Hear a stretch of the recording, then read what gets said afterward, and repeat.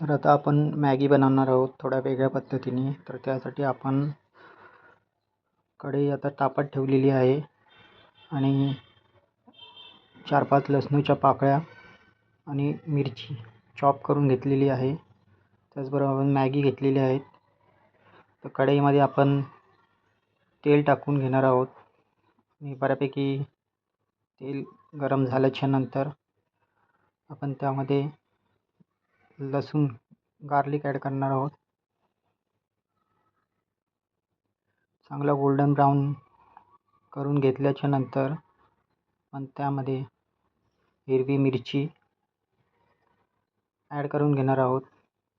चांगली proper mix करून घेतल्यानंतर आपण कलर पाहू शकता कशा प्रकारे टेक्स्चर झालेलं आहे. त्यानंतर आपण त्याच्यात गरम पाणी ॲड करून घेणार आहोत, गरम केलेलं पाणी प्रॉपर.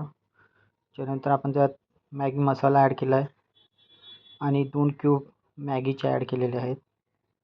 त्याचबरोबरीने आपण चवीनुसार मीठ पण टाकू शकता. हळद थोडीशी ॲड केलेली आहे. त्याचबरोबर आपण घरगुती मसाला पण देखील ॲड केलेले आहेत. आपण प्रॉपर हे मॅगी नूडल्स हे प्रॉपर मिक्स करून घेतलेले आहे.